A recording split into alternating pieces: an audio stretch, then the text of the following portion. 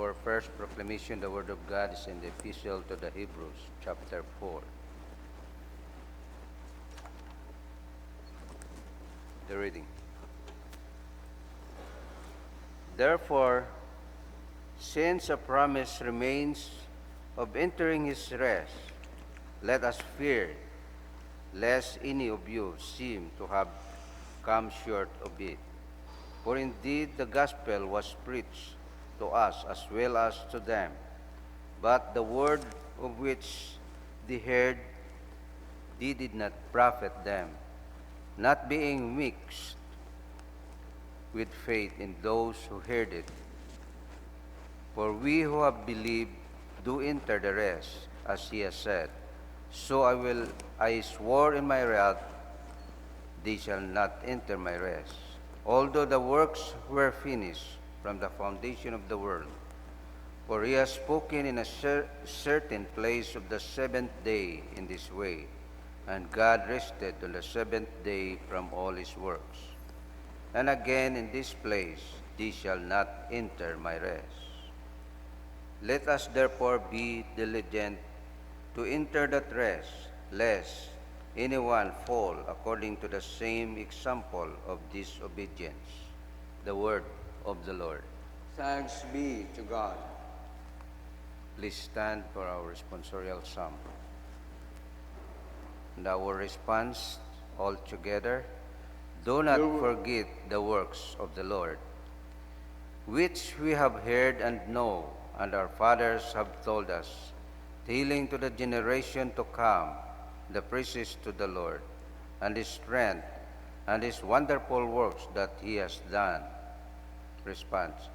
Do not forget the works of the Lord, that they may arise and declare them to their children, that they may set their hope in God, and not forget the works of God, but keep his commandments. Response. do not forget the works of the Lord, And may not be like their fathers, a stubborn and rebellious generation, a generation that did not set its heart aright, and whose spirit was not fearful to God. Response. do not forget the works of the Lord. Glory be to the Father, and to the Son, and to the Holy Spirit. As it was in the beginning, is now, and ever shall be, world without end. Amen.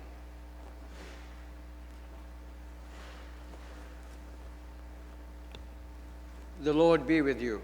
And with your spirit. The Holy Gospel of our Lord Jesus Christ according to St. Mark chapter 2.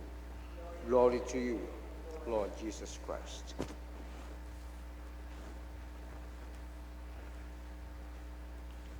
And again, he entered Capernaum after some days, and it was heard that he was in the house. Immediately, many gathered together, so that there was no longer room to receive them, not even near the door. And he preached the word to them. Then they came to him, bringing a paralytic who was carried by 4 men. And when they could not come near him because of the crowd, they uncovered the roof where he was. So when they had broken through, they let down the bed on which the paralytic was lying. When Jesus saw their faith, he said to the paralytic, Son, your sins are forgiven you. And some of the scribes were sitting there and reasoning in their hearts, Why does this man speak blasphemies like this? Who can forgive sins but God alone? But immediately when Jesus perceived in his spirit that they reasoned thus within themselves, he said to them, Why do you reason about these things in your hearts?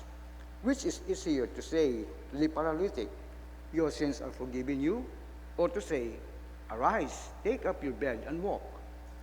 But that you may know that the Son of Man has power on earth to forgive sins, he said to the paralytic, I say to you, Arise, take up your bed, and go to your house.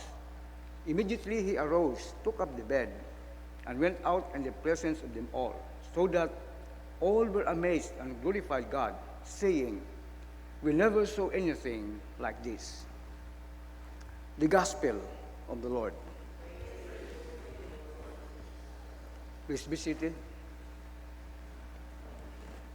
In the readings that we have heard this morning, particularly the gospel reading, I would like to zero in this statement. Rest on the faithfulness of our God. Rest on the faithfulness of our God.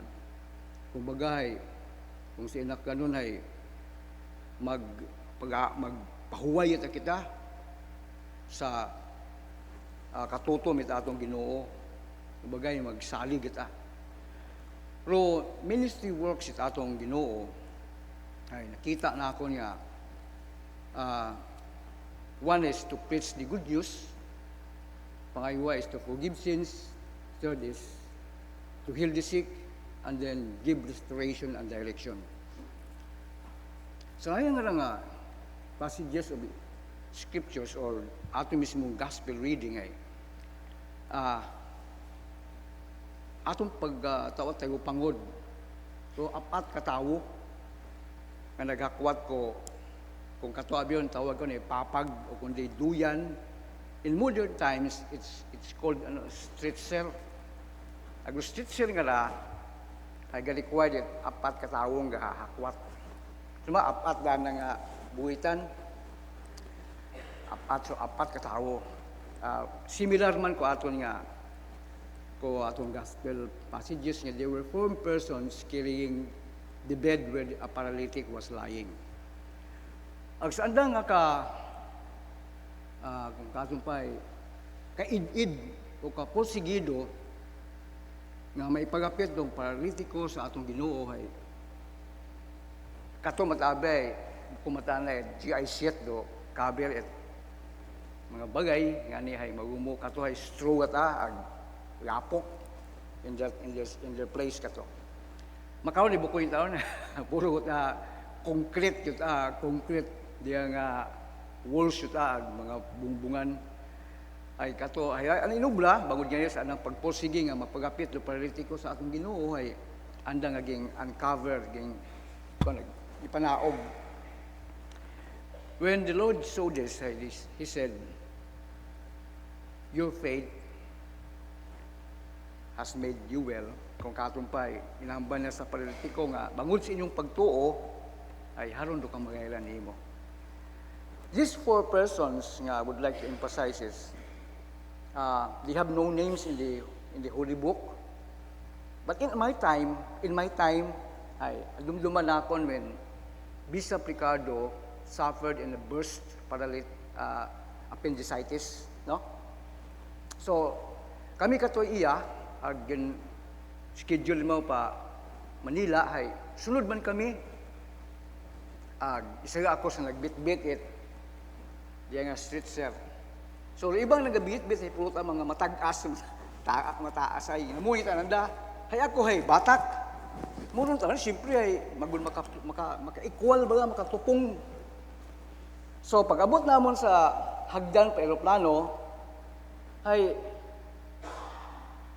hindi na ako may batak at mayaday anda ko taging tuog abit moron ay kung ituog ko ay moron posisyon ay moron ngagi hay malaba pa ako, hagiyak ko likara, hay mulong ditsura, ay mahugog na makon si Bishop nga la.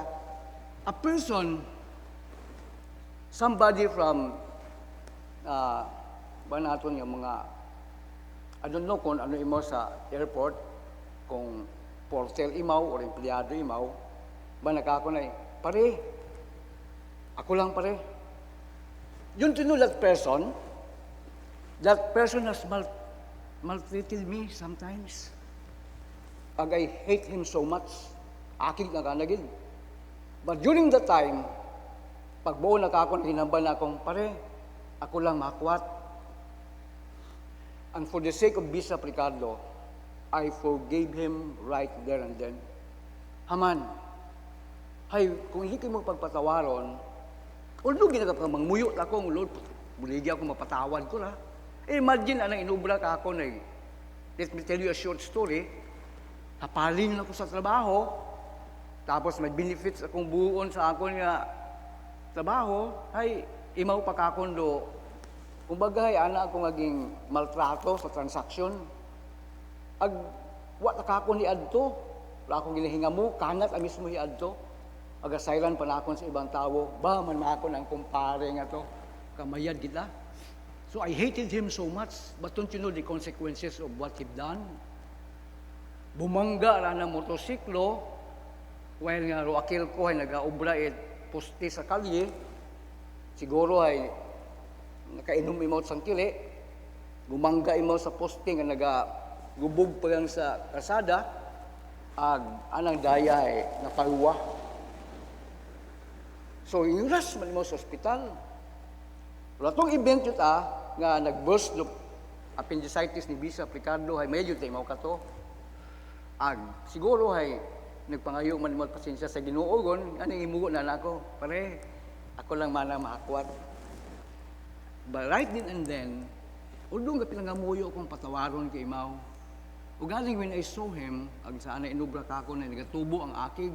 But that time sometimes ginabitbit na ako siya ako siga bitbit sir ni Bishop Ricardo ay wa ko kita Imaw. Kan katuog gun pasaka sa eroplano kato na inagaw ro siyang kabuhitan pagkakita kong habang nakakong pare ako lang mana tanaw kong Imaw ay yung automatic nag-speak igagya ko patawag in my spirit aton dayon in short ay nagmayad mata atong obispo na-relay ko raya because nga to carry a man in the four corners of mabanaton nga papag or duyan or stretcher in the modern times ay makita naton dong kusog na kinakinhanglan. Imagine tawon mabugat ag mabahog agiat si Bishop Ricardo. Kung wa kay faith nga makahakwat ay hindi mo maobra. Ay magayo og imbaktasan. Mga dikala siguro og somewhere taas sa eroplano ay. Akong ginamit ay akong pagtuo nga I can help because of God's grace. And so I did my part. Bukod niya kidato na obra, pero kapatawaran ay both and extend. Well, I am telling this story because nga tapos yung to Agsira pa, it relates to this four person nagahakwat idaya lang paralitiko sa atong ebanghelyo. Kung masadyahay, we will always realize kung ano rong ministry works it atong Ginoo. Agud kung madumduman naton in anything that we are facing or anuman datong kung sa Tagalog ay ating pinagdadaanan, still our God sees us through. Ang bangod kita nana, He will not just simply allow nga pasugtan niya nana mag-agilon without His help. He will always extend His help, His support, and His comfort to you. Ay sayod kita nana rubagatsyago ni tao.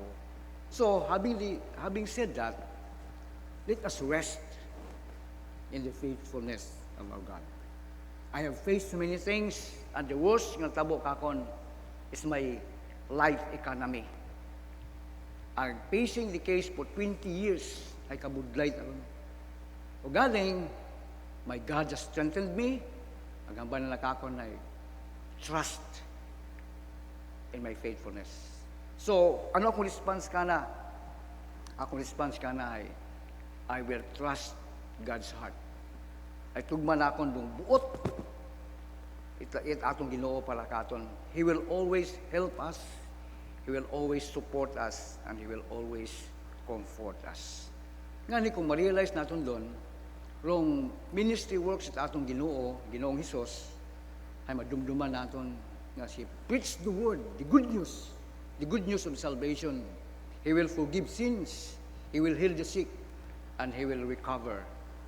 He will allow you to recover, and He will restore you, and will give you the direction. Why? Where He guides, He provides.